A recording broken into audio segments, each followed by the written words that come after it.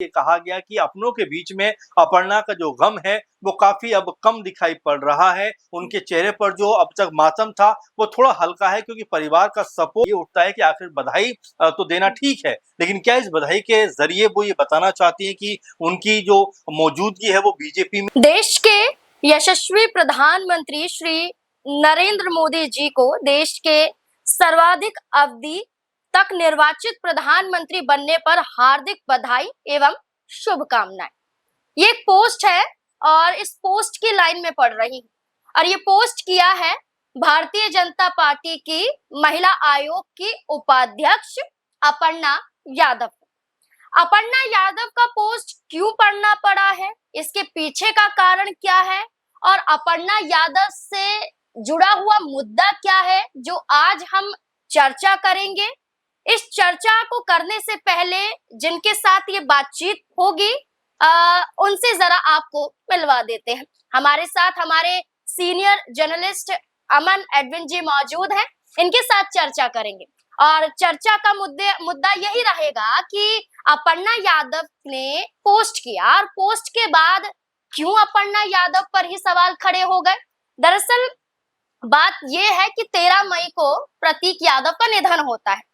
और प्रतीक यादव का निधन होता है और निधन के बाद अपर्णा यादव मानो खामोश हो जाती हैं, कहीं दिखाई नहीं देती, उनके आंसू नजर आते हैं और ये कहा जाता है कि एक पति के जाने के बाद जो गम होता है उसे बर्दाश्त अपर्णा यादव नहीं कर पा रही है। लेकिन जहां अपनी बेटियों के साथ वो नजर आ रही हैं, जहां वो सपा के प्रति अपना प्यार दिखा रही हैं, यादव परिवार का जुड़ाव देखने को मिल रहा है। पूरा यादव परिवार एक है ये बताया जा रहा है। ये कहा जा रहा है कि अपर्णा यादव को औपचारिक रूप से भी समाजवादी पार्टी और अपने यादव परिवार में वापसी कर लेनी चाहिए। लेकिन इस बीच में प्रधानमंत्री नरेंद्र मोदी को लेकर किए गए पोस्ट के बाद ये कहा जा रहा है कि आपने चुप्पी तोड़ी तो ऐसी तोड़ी कि सीधा प्रधानमंत्री को लेकर आप चर्चा करते हुए नजर आई। इसके पीछे का कारण क्या हो सकता है? क्या आप ये बता रही हैं कि आप बीजेपी के साथ, या आप ये बता रही हैं कि अभी तो बीजेपी के साथ हैं लेकिन आने वाला वक्त कुछ भी हो सकता है? तो फिर से जो हम चर्चा कर रहे थे इसी से जुड़े हुए सवाल हैं और सवाल के जवाब लेंगे और अमन सर के पास दोबारा चलते हैं।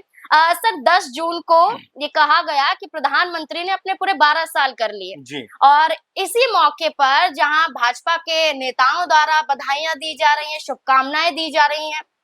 तो अपर्णा यादव का पोस्ट भी आ जाता है। आप या जो भी देख रहा है वो ये जरूर कहेगा कि पोस्ट ही तो है, करने दीजिए, इसमें क्या बड़ी बात हो गई। लेकिन अपर्णा यादव कुछ दिनों से क्यों खामोश थी ये आप हम सब जानते हैं, लेकिन अचानक से ना किसी और मुद्दे पर बोली, ना परिवार को लेकर बोली, सीधा प्रधानमंत्री को लेकर वो बोलते हुए नजर आती हैं। तो क्या लगता है कि एकदम से वहां तक पहुंच जाना क्या बताता है? देखिए नाज़मीन, अगर हम देखें कि जब प्रतीक यादव का निधन हुआ उसके बाद में जिस तरह से वो गमज़दा हुई, बहुत ज्यादा पूरे परिवार के अंदर मातम दिखाई पड़ा और ये देखा गया नाज़मीन की पूरा परिवार एकजुट भी दिखाई पड़ा। कई सोशल मीडिया पोस्टों में आपने भी देखा होगा कि लोग ये तक कहते हुए दिखाई पड़े कि भाई अपर्णा यादव को अब बीजेपी छोड़कर अपनों का दामन पकड़ना चाहिए, समाजवादी पार्टी में वापसी करनी चाहिए और तमाम तरह की इस बात को लेकर सोशल मीडिया पर बहस होती हुई दिखाई पड़ी। कई लोग इसमें अपने अपने नजरिए से जो है बयान देते हुए दिखाई पड़े, कुछ लिखते हुए नजर आए। लेकिन अब जिस तरह से अपर्णा यादव का ये पोस्ट निकलकर सामने आया जिसमें पीएम मोदी को सबसे लंबा अवधि तक पीएम रहने का जो एक तरीके से उनको जो एक कीर्तिमान उन्होंने स्थापित किया है उसको लेकर वो ये कहती हुई दिखाई पड़ी है, बधाई देती हुई नजर आई है। लेकिन अब सवाल ये उठता है कि आखिर बधाई तो देना ठीक है, लेकिन क्या इस बधाई के जरिए वो ये बताना चाहती है कि उनकी जो मौजूदगी है वो बीजेपी में ही बनी रहेगी? क्योंकि अच्छा सर, मैं यहाँ आपको रोक रही हूँ। इसमें एक सवाल ये भी जुड़ जाता है कि मजबूरी तो नजर नहीं आ रही है, क्योंकि ये कहा गया कि हर तरफ सपा सपा हो रहा है, सपा में वापसी कर लो, और अपर्णा यादव भी अपने परिवार के साथ तस्वीरों को साझा कर रही थी और उनकी 13वीं के दौरान यानी कि प्रतीक यादव की 13वीं के दौरान पूरा परिवार साथ नजर आया और एक पोस्ट सामने आती है 13वीं के समय को लेकर, वो खुद अपर्णा यादव के जरिए जारी की जाती है। तो क्या ये मजबूरी है कि बीजेपी के साथ हूँ, ये अपर्णा यादव को बताना पड़ रहा है? वही बात मैं आपसे कह रहा था कि जिस तरीके से आपने देखा कि पूरा परिवार एकजुट दिखाई पड़ा, जब अंतिम संस्कार हुआ, हरिद्वार जब गए अस्थि विसर्जन करने, तब सब लोग नजर आए। इसके बाद 13वीं हुई तो पूरा यादव कुनबा जुटा हुआ दिखाई पड़ा। अखिलेश यादव को पूरी तरह से सम्मान करते हुए उन्होंने बेहतर तरीके से उनके लिए इंतजाम किया, भोजन कराया और साथ में खड़े हुए दिखाई पड़े, बातचीत करते हुए नजर आई डिम्पल यादव भी। यानी एक तरीके से ये माहौल लगा कि अपर्णा जो है वो अपनों के बीच में है और इस बड़ी कह सकते हैं दुखद घटना के बावजूद भी उनको परिवार जो है वो मजबूत करने का जो है कोशिश करता हुआ दिखाई पड़ रहा है। और इन तमाम जो वीडियोस का जिक्र आप कर रहे हैं, जो फोटोज का जिक्र आप कर रहे हैं, जब निकल कर सामने आए उस वक्त ये कहा गया कि अपनों के बीच में अपर्णा का जो गम है वो काफी अब कम दिखाई पड़ रहा है। उनके चेहरे पर जो अब तक मातम था वो थोड़ा हल्का है क्योंकि परिवार का सपोर्ट पूरी तरीके से उनको मिला। लेकिन जिस तरह से अब उन्होंने पीएम मोदी को लेकर पोस्ट किया है तो मुझे ऐसा लगता है कि शायद वो ये बताना चाहती हैं कि सपा में जाने की जो खबरें लगातार निकलकर सामने आ रही हैं, अब उन पे वो फुल स्टॉप लगाना चाहती हैं कि सपा में नहीं, मैं वैचारिक तौर पर बीजेपी के साथ हूं और बीजेपी के साथ मैं रहूंगी। और पीएम मोदी को लेकर जो पोस्ट उन्होंने किया है उससे तो कम से कम यही चीज दिखाई पड़ती है। अच्छा सर, यहाँ अब हम सवाल नहीं बल्कि जो उन्होंने पोस्ट किया है और उस पोस्ट के नीचे जो मैसेज आते हैं, जो कमेंट आते हैं, उनके जरिए अपर्णा यादव से सवाल पूछे जा रहे हैं। विवेक कुमार हैं, वो सवाल कहते हैं कि आपके लिए राजनीति इतनी बड़ी हो गई कि आपके घर की बेटी का चरित्र हनन आपकी ही पार्टी के लोग कर रहे हैं और आप चुप हो। आपके पति ने सही कहा था, ईश्वर उनकी आत्मा को शांति प्रदान करे। सर मैं यहाँ पर एक और बयान, यहाँ पर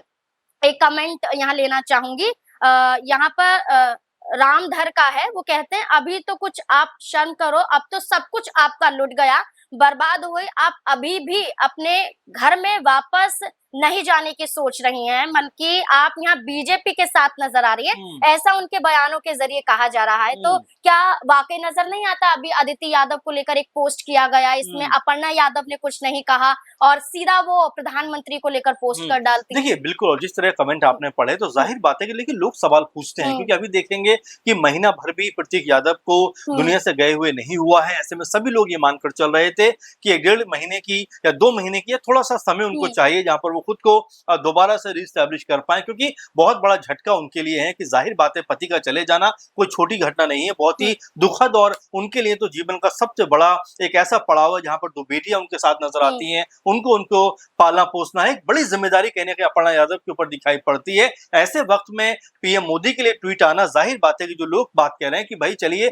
अगर आप पीएम मोदी के लिए ट्वीट कर रहे हैं तो ठीक है, लेकिन आपके ही परिवार में आप ही की अपनी भतीजी के ऊपर जब लोग इस तरह का कमेंट करते हुए नजर आते हैं, उनका चरित्र हनन करने का प्रयास करते हैं, उनके ऊपर ओछे शब्दों का प्रयोग करते हैं और ये जो बात कही जा रही है, ये भी कहा जा रहा है कि जिन लोगों ने कमेंट किया है ये बीजेपी से जुड़े हुए लोग हैं और इस तरह की बातों को कहा जा रहा है। हालांकि अभी तक इसकी पुष्टि हो नहीं पाई है, लगातार पुलिस के जरिए इस चीज को भी ढूंढने का प्रयास किया जा रहा है ताकि जो अपराधी हैं उनको पकड़ा जा सके। लेकिन अपर्णा की बात पर अगर हम आए तो अपर्णा यादव से लोग ये बात की अपील कर रहे हैं कि आपके परिवार की बेटी के लिए इस तरह के शब्दों का प्रयोग किया जा रहा है, लेकिन आपका एक भी ट्वीट उनको लेकर नहीं है। लेकिन जैसे ही राजनीति की बात आती है, आप पीएम मोदी के ट्वीट करते हुए दिखाई पड़ती हो, लोग नाराजगी जाहिर करते हैं कि इससे बेहतर तो आप अपने परिवार को मजबूत करो, परिवार में वापसी करो, ताकि आपकी जो अब तक पॉलिटिकल कह सकते हैं जो स्थिति है वो और मजबूत होती हुई दिखाई पड़े। क्योंकि बीजेपी में आप रहे हैं तो कोई बहुत ज्यादा आपका जो ताकत है, आपका जो पद है या आपका जो ओहदा है, ऐसा नहीं है कि बीजेपी में जाकर आपको बहुत ज्यादा जो है बड़े ओहदों पर बैठा दिया गया हो या कोई बड़े पद से नवाज दिया गया हो। जबकि अगर सपा में देखा जाए, अगर सपा में वो रहती तो शायद उनकी इमेज जो है आज डिंपल यादव की तरह बड़ी बनती हुई दिखाई पड़ती, क्योंकि डिंपल यादव सांसद भी हैं, संसद के अंदर आवाज भी उठाती हैं, लेकिन अपर्णा यादव एक विधायक बनने के लिए भी तरस रही हैं क्योंकि बीजेपी की तरफ से उनको टिकट एक बार भी नहीं दिया गया। बिल्कुल, ये बहुत बड़ी बात है कि अपर्णा यादव ने बीजेपी का दामन थामा तो सही, लेकिन अपर्णा यादव को तोहफे के रूप में बीजेपी से कुछ मिला नहीं। बार बार सपा में वापसी को लेकर उनके सामने संकेत दिए जा रहे हैं। अब अपर्णा यादव पर ही निर्भर करता है कि बीजेपी के साथ रहकर अपनी राजनीति मजबूत कर पाएंगी या फिर अपने परिवार के साथ रहकर अपने आप को आगे बढ़ा पाएंगी। क्या लगता है कि अपर्णा यादव को क्या कदम उठाना चाहिए? आपकी क्या राय हो सकती है अपर्णा यादव को लेकर? अपनी राय हमारे साथ जरूर साझा करें। धन्यवाद।